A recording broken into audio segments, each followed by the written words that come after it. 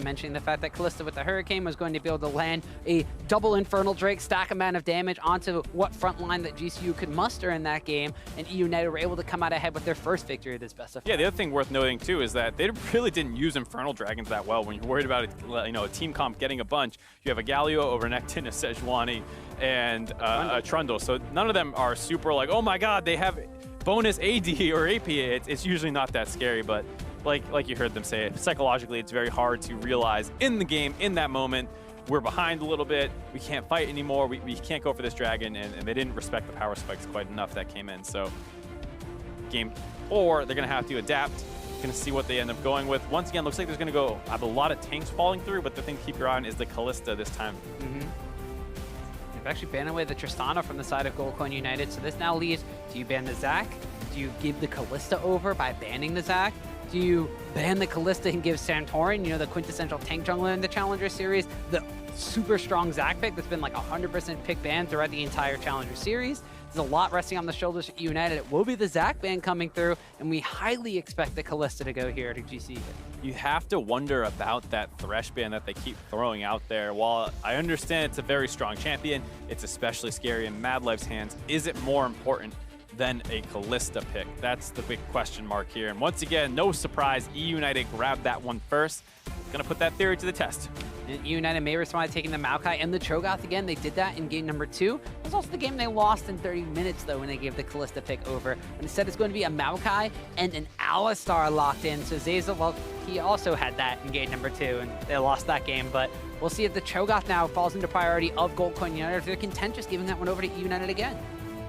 Big question mark there, just because Licorice is such a great Cho'Gath, but maybe they're saying, all right, we want to actually get you a winning matchup. We're going to hold your pick a lot later. We are on red side now. We can guarantee, in fact, counter pick of the top side. So maybe that's something that they're looking at. They can always flex the Maokai up there as well if they find it to be a favorable position.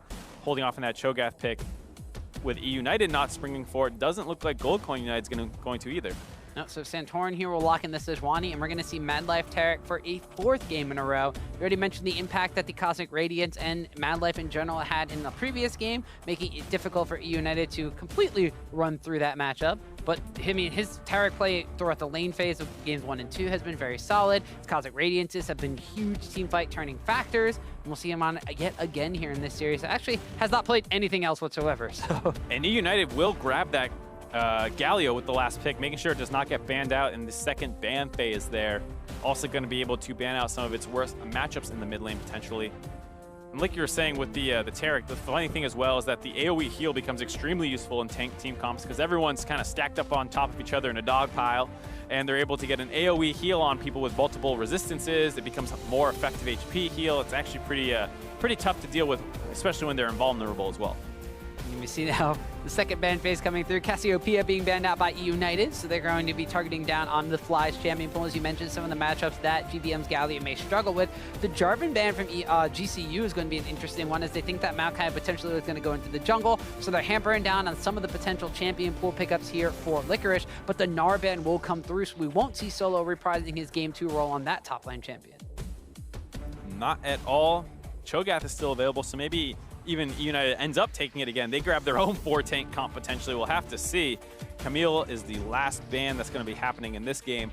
Still a lot of top lane focus, but this time more on carries and bruisers a little bit, trying to stop Licorice from being able to bully out the top side. And with GBM already taken, the 80 carry not showing, you have to figure that they're going to go with that 80 carry pick here and grab the top lane last.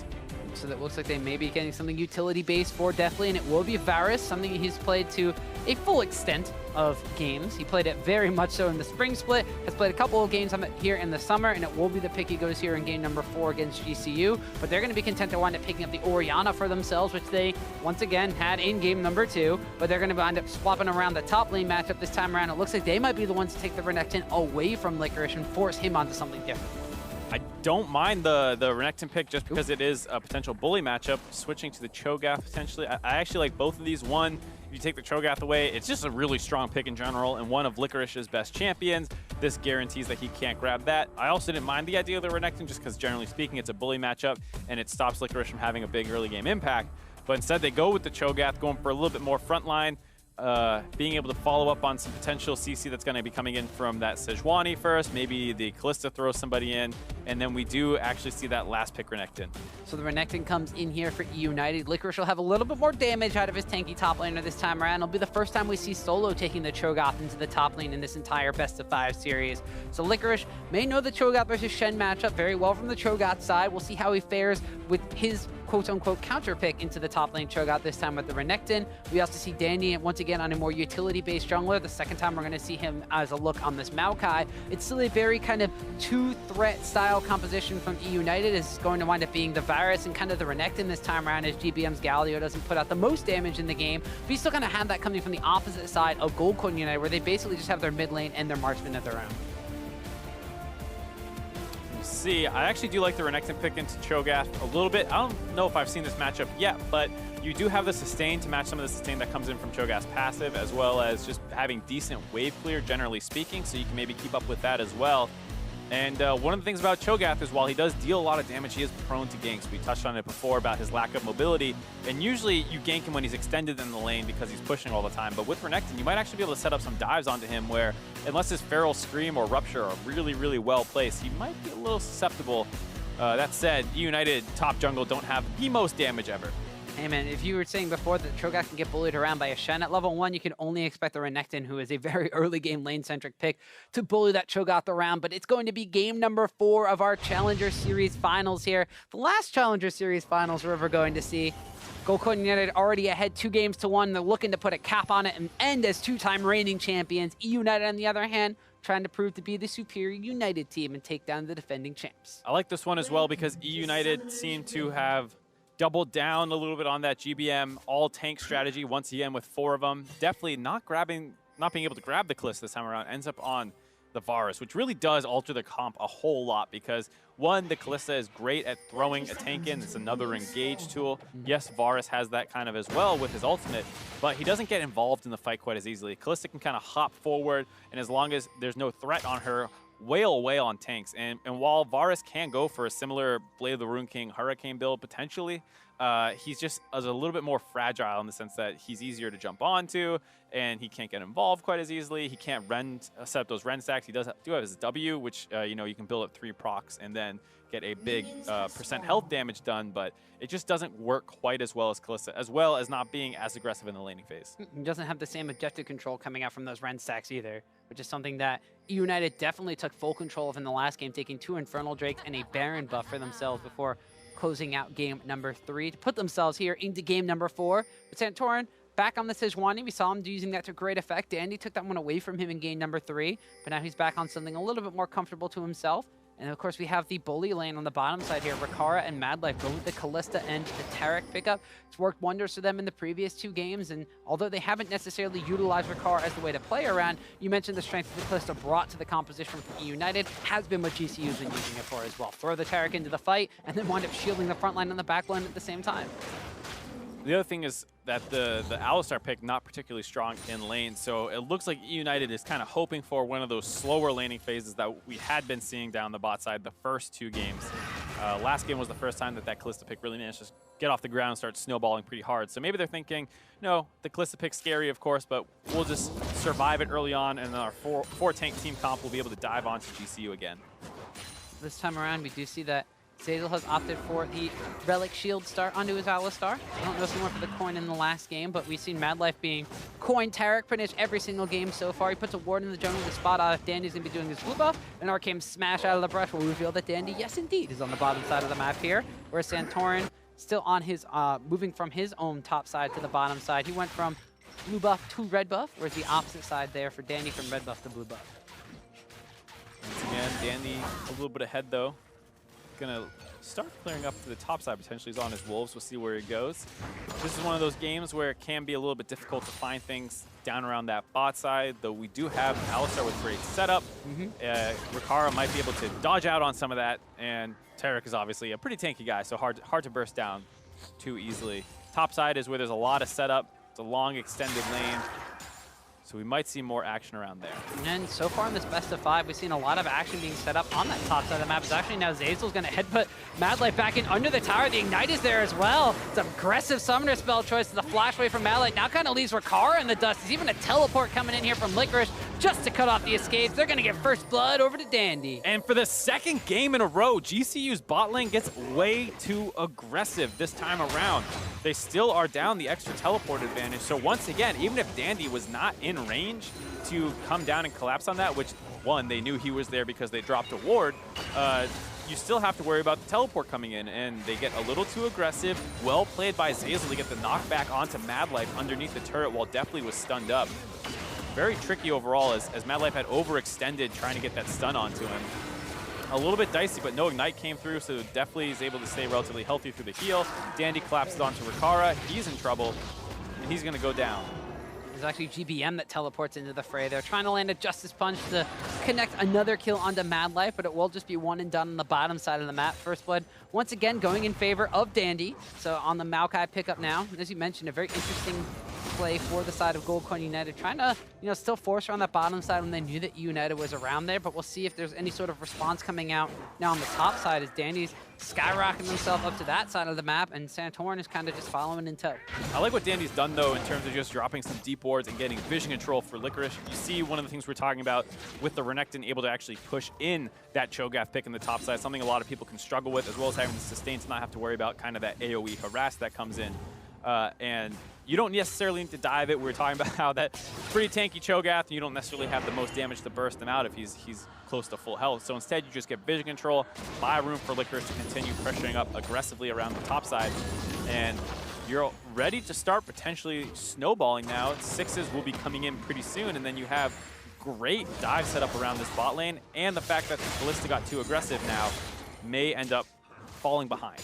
Yeah, you saw the teleport coming out from Licorice on the top side of the map too. So even though GBM doesn't have the teleport to follow, you mentioned once level 6 comes in, Hero's Entrance, you still have a second global ability. So global advantage in favor of eUnited. They're continuing to pressure down onto Rakara down this bottom side of the map. Piercing Arrow winds up landing as Zeyzal locked him up. So the headbutt pulverize combination. So eUnited have similar advantage that they had in game number 3 on this bottom side of the map now.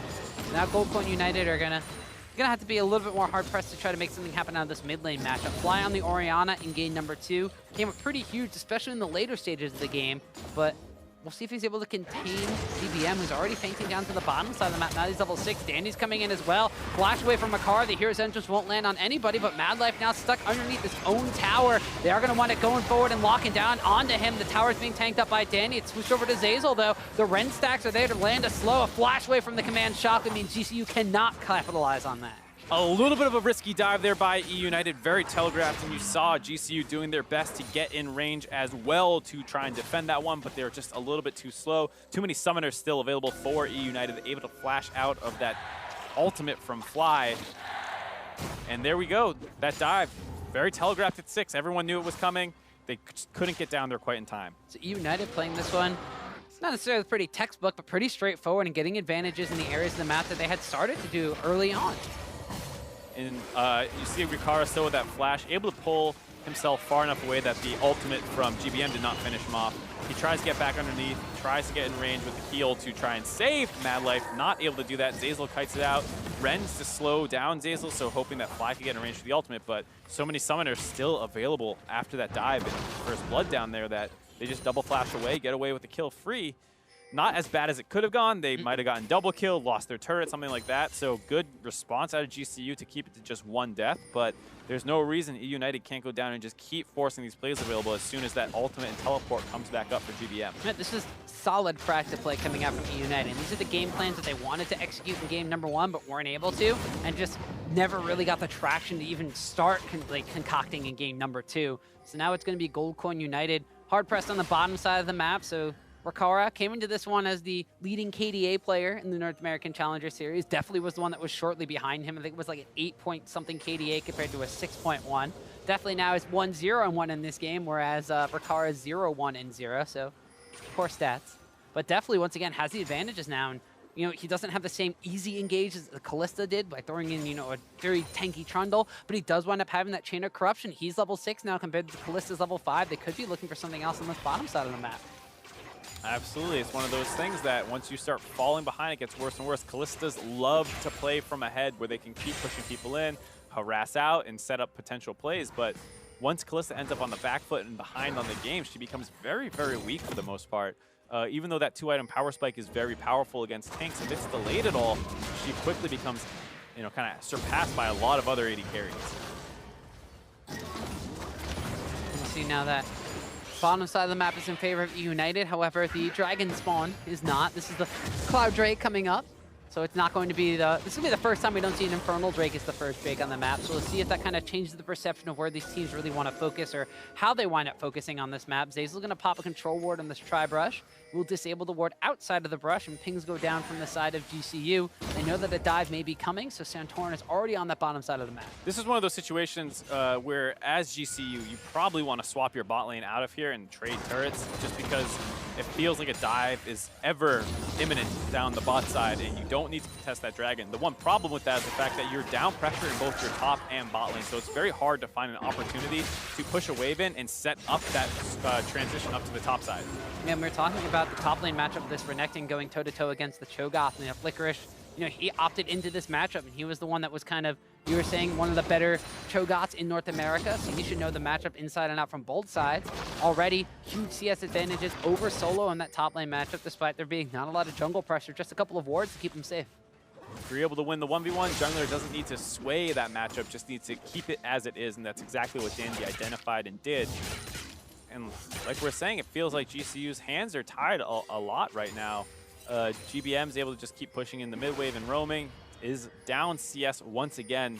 Feels like for the 4th game in a row, I believe, but in games 2 and 3 did not die early on and is able to go make these plays in the side lanes. One of the factors you said that GCU kind of has their hands tied right now. It's very interesting because their early game plan was basically, well, we'll scale. You know, we just have to hang tight with eUnited, and we'll be able to come back. And this one, maybe we prioritize some dragons or trade objectives on the map. You know, Rift Herald for a tower or a dragon or something like that. But they had, you know, Rakara going fairly even on the bottom side. So we mentioned Rakara had one of the highest KDAs coming in here. They never really relied on him to hard carry the game until game number 5 against Tempo Storm. He bust out the Cogweb pickup, and we're all in on the Rakara boat. He went 12-1 and had a massive game. But it seems that when Rakara doesn't have advantages, or at least keeps the other AD carry in check, that Gold United struggles because they lose pressure on the bottom side and they lose that objective control they normally have. That's a big problem that they face, as well as the fact that now the enemy AD carry is ahead as well. It's one of those things that can somewhat spill over to the rest of the map, but we haven't seen it a ton out of eUnited. If an Alistar gets ahead and out of lane for free, you start seeing some very, very scary mid dives. Dandy getting caught out a little bit in the top jungle here. No, actually has to pop his Nature's Grasp just to dissuade Fly from rotating in from the mid lane here. So that's a Maokai ultimate down, so if there's going to be an objective fight anytime soon, they won't have that for at least a couple of seconds. As now eUnited realize that getting some deep vision to try to keep that top lane in their favor might be a little bit dangerous to do alone. Here's eUnited's bot lane roaming with that pressure that they have from being ahead, working into the enemy jungle to get some vision control. They're going to spot a Mad Life Santorin combination that has kind of been the backbone, the crux of all this vision control that Goldcoin United has been touted to be very, very good at getting. That duo of synergy coming out from those two have been the big reason as to why they've been able to gain those advantages. Although it looks like Mad Life might be caught out now as Santorin went the long way. He is going to be able to be saved by the Fate's Call from Rakara, but that's an engagement tool down and a lot of vision going over to eUnited on the bot side. Good thing they have that Kalista to save him, otherwise that would have been a pick-off for sure. And the question is, though, what else can eUnited grab with it? Even though they don't get the kill, forcing him back to base still creates a man advantage. They can potentially try and grab this dragon or this turret. Turret's at half health. Santorin's kind of acting like a fake support here, showing up, defending it. eUnited look like they're not going to go for either of those objectives. A little bit of a faux support, but we have seen support Sejuani before. We have. Not specifically in this game, though, as he is the jungler still, has not role swapped.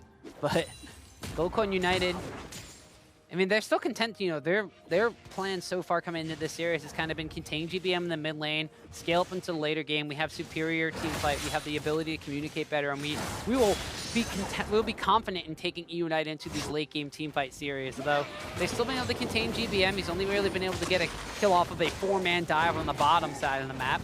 They're content to, looks like, cede away control of this Cloud Drake. Won't be the biggest combat advantages for eUnited, but still eUnited now. This is the second time they've had a gold lead, you know, moving in towards almost the 15-minute mark at this point in time. They secured themselves another objective. They got about a 1,500 gold advantage in their favor, and if you're thinking back to your just short-term history of how this best-of-5 series has gone so far, you got to think this is looking pretty good for eUnited. Absolutely, and once again, GCU does seem to have a slight scaling advantage just with the Orianna in the mid lane will become a huge threat in the late game, just with her ultimate having, generally speaking, higher damage numbers and all that compared to a Galio. So you would think that GCU this time on the back foot wants to play defensively again, just like in game 3. Not quite as large of a scaling advantage compared to when they have Tristana and Victor, but they still probably want to take this game a little bit slower here. And the nice thing is, no Infernal Dragons. Mountain Dragon early on, don't need to worry about contesting that one, or excuse me, Cloud Dragon early on. They gave that one up, and now it's a Mountain Dragon. And it is a situation where they feel confident now moving their bot lane up to the top side, start trading these objectives, just try and get to their later game items. Well, you mentioned the fact that GCU was potentially waiting for an opportunity to get their bottom lane out of dodge and put them into the top side of the map. And it looks like that they finally do find that one. Now it's a bit of a tower race here. Top lane tower's taking a lot of damage from 3-man core. eUnited on the bot side are racing for it as well, and it will actually be first tower of the game going over to Goldcoin United. Nice move to the top side there to be able to grab that small advantage simultaneously while working down this Rift Herald since there's no dragon available. It's very impressive that GCU was able to kind of get this advantage. Usually it's the team who's ahead in tempo who grabs the dragon and then initiates the swap and tries to grab all the global objectives. GCU showing that they are still able to keep up with this game in the macro sense. eUnited do their best to punish by pushing in another wave to the bot side, but Ricard's already down there, grabbing that one away. eUnited have prioritized vision control around the bottom side of the map, so top side was a little bit bare. They did wind up getting Licorice out of there, so you didn't wind up getting Dove or anything, but they did wind up having to cede pressure on the top lane and lose that tower trade race, so they still have a gold lead at this point, but now it's been slightly closed by the fact that Goldcoin United got that first tower gold. They did split it amongst more members than eUnited did on the bottom side of the map, but it gets some advantages back now for Solo on this Cho'Gath matchup, who has been slightly behind against the Renekton and farm. Gets advantages for Kalista, who, as we know, has been behind the Varus on the bottom side of the lane at 30 CF deficit. The other thing, too, is in League of Legends, generally, anytime you grab yourself a global advantage, it's also taking it away from the enemy team. So you get the first blood gold, like you said, shared between a lot of people, not going to spike someone super hard, but the plus side, it's keeping it off of Deathly, potentially, who's already completed his Blade of the Rune King. You don't want to let him get further ahead of your Kalista. Similarly with the Rift Herald, GCU is still on the back foot. They could have a hard time finding a way to use it. I wouldn't be surprised if, 5 minutes from now we see a Rift Herald basically wasted in a sense, but at the same time you've kept it off the side of eUnited. So they are in full stabilization mode and they're doing a good job thus far. Yeah, and we also saw Ricard picking up a call to kind of supplement the fact that he did die early on, just wanted to sit back and farm himself up. So while he's at a 30 CS deficit, he has still been able to pop that call because he just bought it so darn early into this game. So a little bit of an investment build for himself. It's basically caught him up almost in itemization with Deathly. The make or break point right now is, pieces of his zeal compared to the fact that there's an extra coal in the inventory, but he's finished his Blade of the Rune King, also has Berserker Skews for himself, so he will be able to kind of go toe-to-toe in some of these fights as far as damage is concerned. He's just lacking a little bit in the critical strike department, but he does have an engagement tool to kind of make up for it. We see GCU looking around, trying to find out where eUnited was going to be. Cool little vision toggle there from an observer shows that eUnited had vacated the area as GCU was putting wards down, and the Callistico spots them out down a little bit further. Yeah, and this is kind of what we were saying with the fact that despite all those nice macro moves by GCU, they are still on the back foot. eUnited is living in this bot side jungle, getting complete vision control, making it very perilous for both Orianna and Kalista, to walk up and really CS the way they want to. So even though they're not able to snowball through kills and things like that, they're still generating larger and larger CS advantages for themselves and making it very difficult for GCU to play this game out. And ever so slightly but surely, they're pushing GBM up into that mid lane too, and by forcing him around the bottom side of the map, GBM is going to be able to close in with a hero's entrance at a moment's notice. So GCU had to be very, very careful about if they want to pull the trigger at all, let alone going in to try to clear out some of this vision control between Santorin and Madlick, because they can get hopped on, they can get knocked up, and they could have a Galio on top of them in just a couple of seconds. And they can do that from pretty much anywhere as well, like you're saying. They can do it around the bot inner turret, they can do it around the mid, outer turret. have to be very careful about all these flanks, and that's why you saw at different points Fly and Rikara just playing so far back. And of course, like we said, the other benefit of this is that the fact Santorin cannot find the time to use that Rift Herald. They already have the top turret down. Can't really drop it up there. It's going to be too long of a lane. In the mid lane and the bot side, you are just completely pushed in non-stop. We'll probably see him just drop that somewhere soon. We saw the gold counts here for the side of eUnited. They have a slight gold advantage. A lot of that's going to be on Deathly because he has a kill and an assist. We saw the first blood going over to Dandy on his Maokai, and those are the two guys that have the two kills in the game. So they're the ones that have the biggest advantage over their opponents. And as you mentioned, the Rift Herald going to be expiring. Santorin has to use it in a suboptimal position. It's going to be moseying up into the top side of the map. They do have Solo kind of giving a bit of an escort mission over to that tower, and both these top laners have their teleports available. So we'll see if Solo sticks around, tries to duel out Licorice, and let the Rift Herald get some damage on this tower. We'll see. The Rift Herald has a long journey ahead of him before he finds his hibernation underneath the enemy turret. Hibernation? Yeah, I was trying to go for, you know, some kind of nature documentary feel. It kind of failed at that one. I was going to say pilgrimage. Yeah. Long, arduous journey. It's going to get basically one charge and a swipe, and that seems to be just about it. Licorice is going to wave clear with that Tiamat and then take down the Rift Herald. And eUnited actually coming out slightly ahead of this one and start posturing around the Mountain Drake as well. Well, I like this decision out of GCU. You heard the analyst desk talking about it, about needing to sack objectives sometimes. With this Mountain Dragon is one that they do not feel like they can contest, nor should they necessarily. It is nice for eUnited to grab it, though, because this will help them just kind of naturally force these objectives down. Given that they are ahead, Mountain Dragon will be very useful in the next 5 to 10 minutes when they start forcing around this Baron buff. It will help them immensely if GCU does not come face check it very quickly. And eUnited this game has done a great job of vision control like we were seeing down that bot side jungle. You just got to hope that they can continue that effective control when they decide to flip their vision up to the top side of the map now. Well, you said about in his intro, Zeyzal, a bit of the unsung hero coming out from eUnited. A lot of the times it's his team fight decision making or his skill shot accuracy in those later game team fights that really winds up earning him that reward. And we really harp down on the fact that Santorin and Madlife are a big combination of vision control for Goldcorn United. So the side of eUnited, you know, their core, you know, their counter to that one would be Dandy and Zeyzal. We know Dandy is like a carry-style jungler, now kind of forced into this tank meta, so that leaves a lot of the burden on this vision control on Zeyzal. That said, this time around, Dandy has been a bit more of a team player, mostly playing tanks this series, as well as going, you know, green trinket with Sweeper all the time. But your point about Zeyzal is absolutely correct. I mean, even that first play down the bot side, he had a really good target selection in choosing not to try and disengage Rikara, who was opening up on Deathly with spears, but instead realizing that he can put Madlife under the turret and flip that fight in a situation where they can actually start threatening a kill of their own, as opposed to just losing that trade regardless. Even if you peel Rikara there, you're still going to have lost that trade. So he takes a losing situation and finds a way to win it. A really nice play out of Zeyzal overall, and really kind of the backbone of this lead that they've built. See if now he can find some interesting angles of engagement with this Alistar. Has his flash available, headbutt pulverize, and picked up a pair of mobility boots. So mobility boots and Cloud Drake may be one of the reasons that Zeyzal can actually put this advantage that eUnited has gained to, you know, I'm gonna say to their advantage, but that's saying the same word twice. So now I'm stuck on your pilgrimage thing in the top lane. He's got a speedy cow. There you go. That's the point you're making. That's a fast cow. Look at him go. He's even got home guards now. He's gonna move fast. That's about it. But well, that was a pun for a freak. I'm sure he's enjoying that on the analyst desk.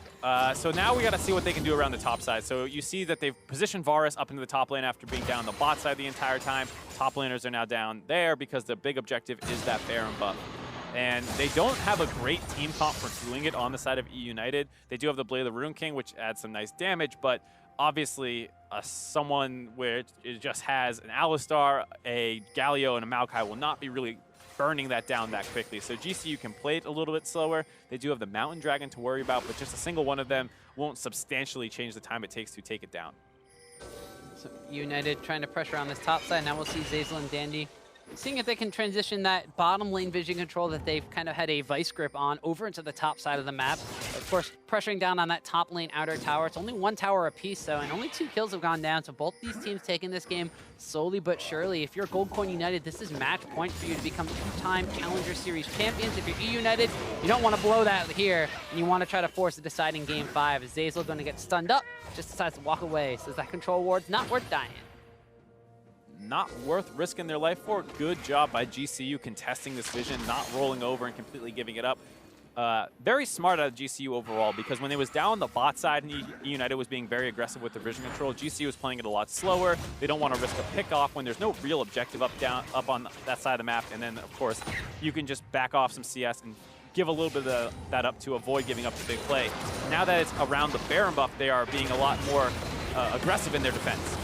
Ooh, Command Shockwave locked up on the Deathly, and Solo's gonna flash forward and feast onto that Varus. Now a teleport is coming in from Licorice here. The fight has already gone in favor of GCU. Nature's Grasp looking to turn this around, but the Cosmic Radiance is there. Rakara's hopping and skipping and throwing spears in the front line. Rens through onto Licorice and picks up the kill. And we finally have a fight, Mark, as GCU dive through to the tower. A double kill for Callista. A 4-0 overall for GCU. They swing right back into this game, and it happens around the mid lane, so they're going to go right towards this Baron buff and try and steal this one away. The gold lead has completely equalized off of some great defensive play in the mid game out of GCU. As you mentioned before, GCU, they play together as a team, and they're looking for the fights as one to try to turn this one around. We're going to see Fly taking down a mid lane tower at the same time, and the Baron that eUnited was painstakingly setting up for the past 4 minutes will now have a ton of spears in it, and it will go down in favor of GCU. Take another look at that team fight in a moment, I'm sure, because there was a big mistake out of Deathly there going down early on that team fight. A good shockwave out of Fly to set that one up. So you see them getting a little tired of this slow play. They want to open up onto Solo there, but it's just not worth it given that you're blowing your flash on your 80 carry. They might not have known that Fly was still positioned behind there, but it was a very, very aggressive play. Definitely goes down for it early on, and then we're talking about this team comp out of eUnited. It is completely low damage. The only big threat is Deathly, and if he goes down like that, it's a pretty easy chase down for the rest of GCU. They don't really have to be scared of anyone in particular. Rakara joins in on this fight and is able to pick up a double kill off the backside, like you were saying. And we saw Licorice teleporting into that fight, but he's not the big beefy Renekton he was in game number 3. This time around, he's gone pretty much toe-to-toe even with Solo on that top lane matchup, so he doesn't have a lot of advantages. Sure, he's still got a Black Cleaver and a Titanic Hydra at this point in time, but in that fight, he was not the same force that he was in game 3. I mean, it's very hard to be the same force because eUnited's team comp needs to be aggressing. They need to be the one diving, and if they're peeling, they do have some decent tools with the Maokai and things like that, but if your 80 carry is already dead, you have 0 chance of winning that fight. So you can no longer go in and try and absorb a lot of damage while, you know, out DPSing them compared to how much they're doing to you. When you're in retreat mode, a Renekton's going to do nothing. So even though he teleports in, they've already lost the fight with Deathly going down. So just a tragic, tragic fight out of eUnited there. And already GCU ballooning their gold lead. Yeah, they were behind at this point not that long ago, and now they're taking about a 3,000 gold advantage. Now they have a Cho'Gath split pushing on the bottom lane, and a core group of 4 pushing up in the mid lane. So where eUnited were the ones in control of this game for the first 24 minutes, it has swung into Goldcorn United's favor now. And eUnited, you know, they have to try to keep their composure at this point. They're going to wind up ceding a lot of tower pressure, or a lot of turrets, basically, in this entire push coming out from the Baron buff, but they also kind of have to keep it calm, cool, and collected. As you mentioned, they have to be the aggressors. They see the Chain of Corruption whiffing right there, and that means that eUnited are not going to be able to contest GCU. I like the idea. You don't want to sit back and just lose objectives. Your team comp from behind has no chance of winning as Deathly drops again. He just winds up going down. No summoner spells available still from the last fight, and there's even no Chain of Corruption, so Fly just pulls the trigger there. Now this could be Goldcorn Unit taking another tower, ballooning it to a 5-tower-to-1 advantage. This game might be over, Tom, just based off that one mid lane fight. eUnited's team comp will not be able to play well from behind at all. They have very little wave clear and almost have no threat to stop Rakara from opening up on these turrets. You see how aggressive Santorin is getting under this base, and eUnited can't do anything to stop him. Yeah, so Santorin just gonna brute force away the rest of eUnited. Still 40 seconds left on this Baron buff, and all of a sudden, just like that, a team that was down a couple thousand gold come out a couple thousand ahead, 6,000 to be exact. They take an inhibitor. They completely flip the score of kills. It was 2-0. Now it's 5-2, 6-1 in towers. Goldcorn United has just basically taken over this game, like you mentioned, off of one fight, one mistake. GCU is going to go back and shop now, cash in on all that gold that they have, and then they'll be able to keep pushing down. Here you see definitely just no summoner's advantage. Fly spots him just slightly out of position. You can't really fault Deathly. He wasn't that far forward, still under the turret, but Fly just seized a moment of weakness and has that killer instinct, able to pick that kill up. And we see them getting the ever-crucial Cloud Drake on the map, so they're going to have that match movement speed, which will be the big thing. But I mean, to be completely honest about this one, this has been eUnited being unable to convert on an advantage. I mean, we heard the analyst desk mentioning this one a little bit earlier on, not being able to, take the control of the lead that they had and being unable to close out a game. They mentioned that for Gold Coin United in game number 1, when it took them about 45 minutes to take the game victory, and eUnited were clawing back into that one, the late game scaling Tristana.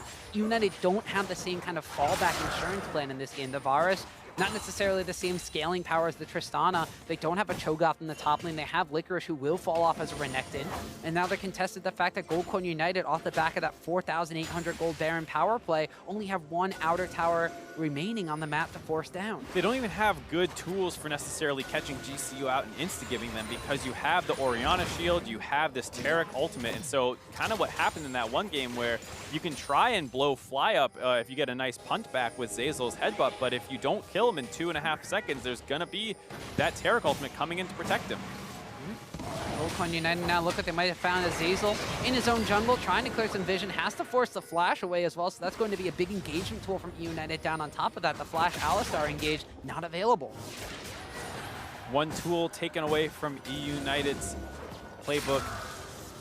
And GCU's just setting up around this turret. We talk about not having great wave clear. Definitely is really the only one. GBM can throw out his Qs, but he hasn't built that much AP, starting to fall off very hard now as we kind of really start hitting this late game point.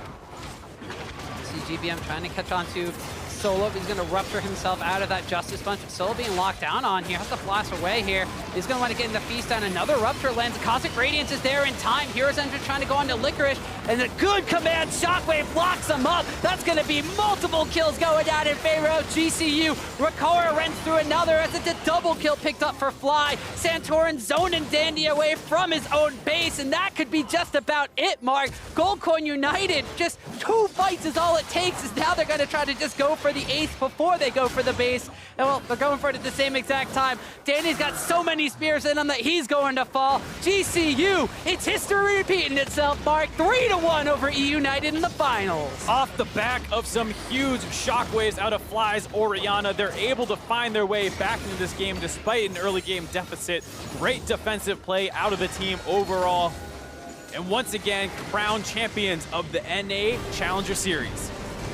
GCU, couple different faces on the Rift, but the result winds up being the same, a 3-1 victory over eUnited. And as you mentioned, it was just kind of one mistake from the mid lane fight. One more fight after that, that Gold Coin United were able to push their advantages through and take their 2nd consecutive Challenger Series victory. I was already thinking up ways to tie in the finals Challenger Series broadcast in the best of 5. I was thinking that this was going to go to game 5, but GCU shows that they know how to come back in games. They find the one pick off they need, their team comp out scales, and you saw how much of a lead they were able to build off that one Baron play. And we saw eUnited holding on to advantages for at least the first 23 minutes into this game, but were unable to capitalize on them. And just a couple of missteps, a couple of missed ults, a couple of missed positions in fights ballooned the advantage off of that huge Baron power play for the side of Gold Coin United, catapults them into another Challenger Series victory. But eUnited, they look a little upset right now, but they will still be in the promotion tournament, but they're going in as the 2nd seed for the 2nd consecutive time.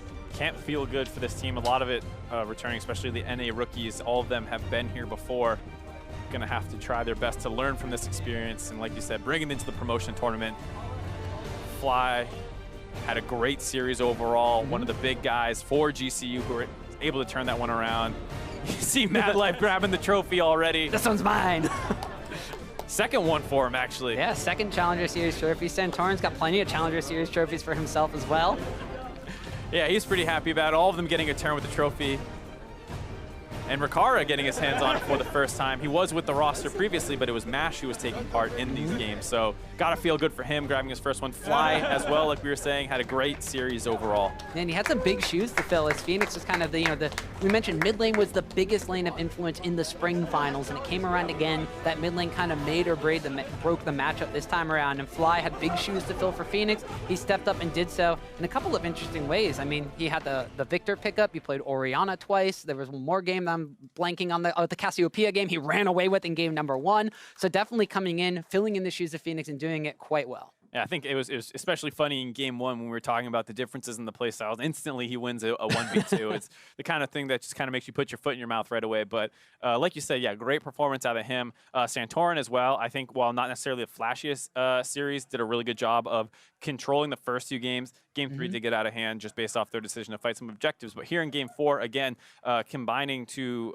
really control vision with Mad Life, knowing when they need to be aggressive about defending pink wards and when they're willing to give them up. When it was down the bot side, no objective control, don't care about it. We'll back off. We don't care. Top side, Baron's a threat now. We need to defend this pink ward. We can't give up our vision. Yeah, and we saw them being able to capitalize around that by just kind of denying eUnited from encroaching onto their side of the map and continuing to put out that vision control. They're able to find the one little mistake that definitely made by flashing in to go for the engagement for his team. It's not even the worst thing in the world. He went for an aggressive play that eUnited had been making throughout the entire game, just did not see the fact that Fly was around the corner and pulled the trigger on the shockwave, was able to just completely turn that one around. Yeah, you got to say, it felt maybe like they were getting frustrated. It had been a while since they had made a play. It was sitting at 2 kills for a very long time. They also were not getting objectives that were really snowballing and making them feel very strong. And opening up onto the tank Cho'Gath, probably not the best target to go for. Maybe a little bit more patience would have been what they needed. Yeah, so it's going to be Gold Coin United coming out ahead as victors of the Challenger Series Finals. Let's toss it over to the analyst to break down the GCU Series win. Thank you very much, Tom. We'll have an interview with one of our victors in a moment, but just for a while, let's go ahead and talk about this game while they get set up. Yeah. GCU playing to their team composition, able to stall out the game and find the fight they needed. Right, so the United setup is 4 tanks and a Varus. Varus, not exactly hyper carry. I mean, like, it can, but if you never get if no one dies, then you never get the passive auto attack speed, and so something has to die at first. With 4 tanks, nothing dies first, so it was like a little awkward there. Like, I know Varus can make it work, but on the side you have a much more conventional team. The Orianna in the mid lane, obviously very, very good, and it felt like when one team has 2 carries, one team has 1, you just eventually wait to get to 3 items to outscale, and then you're kind of naturally going to succeed because you have twice the damage dealers with, only 25% less tanks to deal with. It's going to be fine. And part of that was in part because Tristana got banned out by GCU.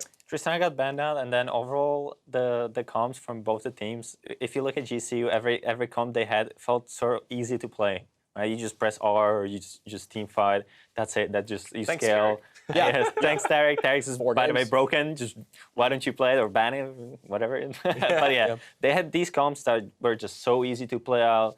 You could just form out, punish other mistakes, and you didn't have to do anything. And then you look at United, and they were just forcing themselves into team compositions that were so hard to pull off.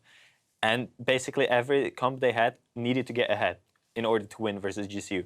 And then GCU was so happy with it. They were just like, hey, we're on stage. Everyone's going to play slower. Everyone's going to play more safer. So we'll just outscale you. And that's pretty much the story of the series. And we have an example of that right there where eUnited was able to play into how they wanted. They dove the bot lane a couple times, but we had a great response out of GCU. Yeah, so here we can see what the United comp wanted to do. They want to 4-man dive to bottom and just take the kills and kill the turret. But here, great response by the ADC. He just backs off, leaves his support to die, because, I mean, support lives don't matter, But then you look at this other replay where GCU knows they will get dove again by the 4-man. So they'll just like, hey, we will not get dove again. We'll just swap top lane.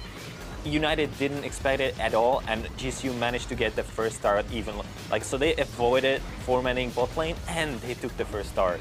Right, and it's worth pointing out that the Cho'Gath is there with them as well. They're happy to kind of, okay, yes, they get first start, that's even better, but they're happy to trade objectives in general, as long as it delays the game, as long as they can just sort of skip the laning phase and wait till 20 minutes comes in. It's like, this is all in their favor. Both teams getting 5,000 gold is exactly GCU's favor because you get close to the late game sooner. And I asked you, what is that point that GCU was waiting for, and you gave me a great answer once things happened. Yeah, so he had said that when you get to 3 items, the team outscales. The real answer to this game was when the only damage up of the enemy team mispositions and dies for free and flashes after a Cho'Gath, and that's really when the turning point comes in because, as you mentioned, you need an early game lead from eUnited. They need to snowball an early advantage, and they only got 2 kills in the first 18 minutes or so. So he said, okay, let's try to dive a Cho'Gath. Let's hope we can flash after him. Let's hope we can go for something.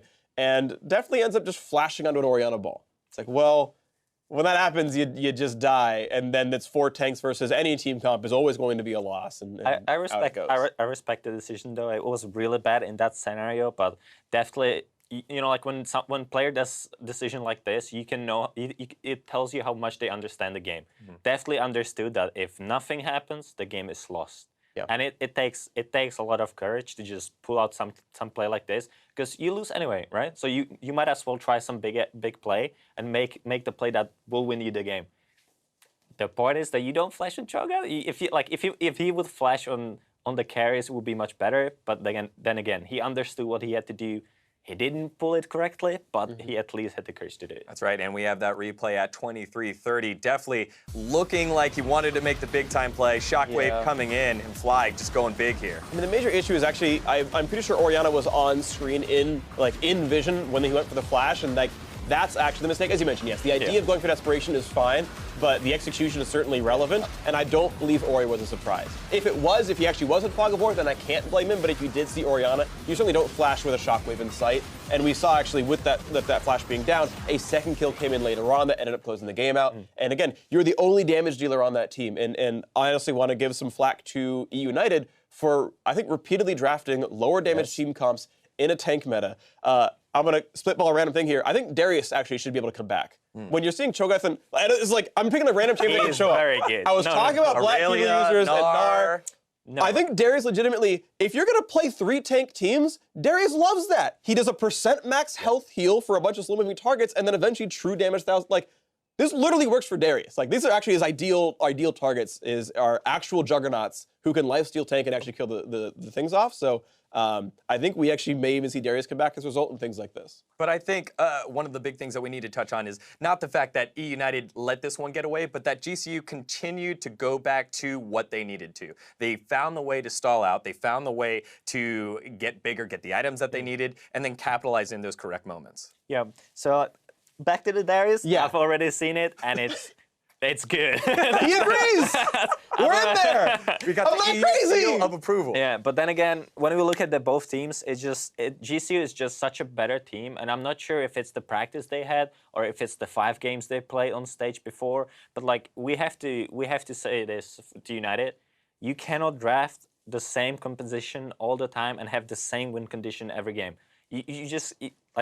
It's so predictable, it's so linear, and a team like GCU or a LCS team will definitely counter it. Because if you have only one win condition, and that is GBM going off to side lanes, pressuring side lanes, getting dives done, teams will counter it, and you need some other plan for winning the games. So I hope that United in those 2 weeks before they play will find a new strategy how to win the game. Because if they don't, they will not win a game. Yeah, well, let's go ahead and see how GCU ended up winning this game with the final team fight here. And there it is, Fly again getting a big shockwave off. Mama, there goes that man here after a little bit of the engage gets done. And I actually thought for a second Cho'Gath might actually die, but then he gets 2 shields and there's a Taric ultimate, and just kidding, he's still invincible. Yeah, hey, I'm Taric. I just make And my 3-man team shockwave. unkillable and stun everyone. Hello. And heal for 500 in the last team. Easy enough game for him. Yeah. Look at that, Ricard just going untouched throughout that team fight. It's got to be a Dreamborn 80 carry to do that, and we get to see the graph here again. eUnited had the lead that they needed, but you don't have your playmakers on playmakers. You've got Dandy, you've got GBM. These are your imports. You change those players out with the 2 EU imports from last year, and you get the same result because you put them on a tank and something that can't make plays. Like, yes, okay, LeBlanc didn't work out early in the first game, which is fine. We're a little worried about that. You find success in Galio and you go back to that. But get Dandy on something that can move around the map. Yes, they were banning a lot of Elise, but there are other champions there in the jungle that they would have been able to find success on. Yeah. Yeah, that again brings the meta, you know, like the meta shifted just before playoffs, and Dandy, he used to play Kha'Zix, Lee Sin, Elise throughout the season. He was carrying on those, he was very aggressive on those. Same for GBM, where GBM was playing LeBlanc when LeBlanc was meta. And that was everything that they needed, but then a new meta comes, and they don't even shift their champion pool, and they don't know what to play, and then that's what happens when you don't adapt to meta. You have to play what's the strongest. Well, our interview's all set, so let's head back to the side stage where Tom is standing by with GCU's jungler. Thanks a lot, guys. I'm standing here with Santorin, victorious after a 3-1 victory. So I got to ask you, how does it feel to not only take the 3-1 victory, but to do it twice over eUnited? It feels really good. I think the main thing is, like, last time we won as well. we're more like focused on actually like promotions. Like we really want to win promotions this time around, since last time we came really close. So I think, yes, it's really nice to win today, but that's not really like what we're focusing on. Well, I do have to mention one thing, because during the games we saw a lot of picks and bans revolving around the fact that we are now in a tank meta game, and you seem to do pretty well in that kind of style. So talk to me a little bit about just the tanky champions, the prolonged team fights, and everything that was going on stage today. I think the tank meta suits us pretty well compared to United. United has Standy, who loves to play carry junglers, and I think playing Syndicate junglers just like doesn't really fit his style nor the team. So I think going into the games today, we just want to ban elites. We just want to put them on tank and just go for team fights. And I think this meta is like one team fight will like win or lose the game. So your carries started to play really well, and I'm really happy like I have a really good team around me. Yeah, well, we definitely saw illustrated to a T that the one team fight completely won the game for you guys in that last game. You guys had a game plan that we heard you talking about earlier going on, that you really wanted to focus on the mid lane. You wanted to keep GBM from kind of making plays happen. Even when he got the Galio pickup, he still kind of seemed to be a little bit of a neutralized factor here. Was that something that you and Fly specifically were working on together? So it's in early game, it's really hard to play around Galio. I think like they have a lot of potential to make plays. I think United didn't really utilize it to like the best potential. I think especially last game, like they could have snowballed a lot harder. And I think because of that, like it was a lot easier for us to like come back in the game. So I do like think that we were playing like sort of well around it, but I think they could do even more. I want to take a step back now. You have won the Challenger Series final, so you will be going into the promotion tournament as the #1 Challenger Series seed. You mentioned before you're already kind of focusing on that as a team and more looking ahead towards that. So normally you wind up going and saying, hey, who do you want to play against? We don't really know who's going to be in there from the NALCS. I got to ask you, who do you not want to see in the promotion tournament? I really do not want to see Team Liquid in relegations. I think they're actually a really strong team. I think if they have more time, they'll probably be like a playoff contender for sure. So like Team Liquid is probably like the only one that comes to my mind where I think they're a lot stronger than what their standings shows.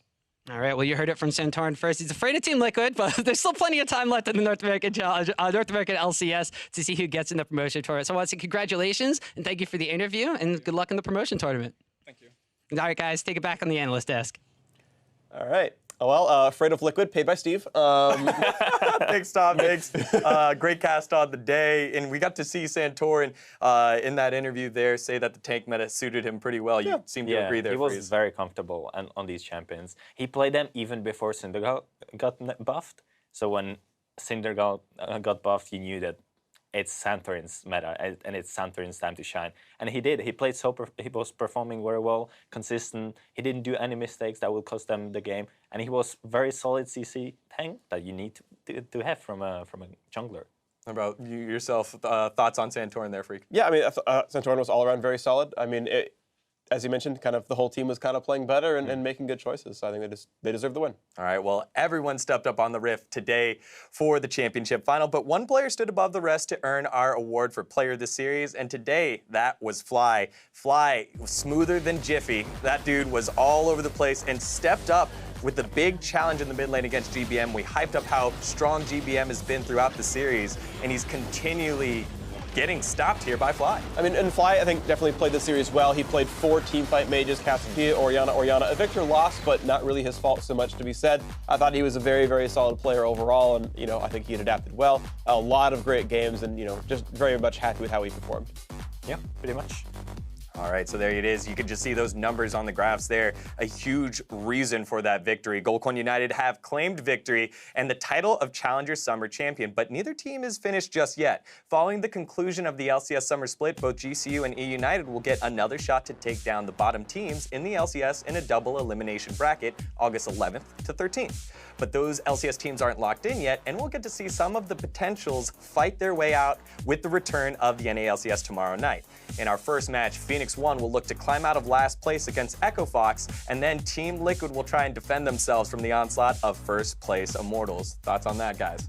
Immortals probably going to win. You know, as much as Santorin's afraid of Liquid, I think Immortals is going to be too tough of a task. I don't think Mickey's going to suddenly make this team win, nor will Dardoch. But yeah, I mean, Phoenix 1 just seems like they're in a really rough spot and going to keep falling down unless they can turn something back. Yeah, Freeze, are you still on the Mike Young hype train? Doot, doot. Not really. But yeah, like I think Immortals is just one of the best teams right now. They've been performing so well, so consistent, and the meta suits them well as well. So I don't think you know, like anything can happen with bringing new players in, but I think just Immortals is the best team right now in NALCS. All right, well, those matches will be tomorrow. So with that, our coverage of the 2017 NA Challenger Series comes to a close. Congratulations once again to Goldcoin United for earning the title of Challenger Champions, the last ever, as we retire the Challenger Series for permanent partnership and the Academy League. More details around the Academy League will be available as we approach the 2018 season, so keep an eye out for those announcements. But that's going to do it from us here. So on behalf of myself, the analyst, the caster, Freak, and the entire Challenger broadcast crew, thank you so much for watching and join us in celebrating the NA Challenger Series. Have a great night, and you can touch the browser. Oh, thank you. Welcome.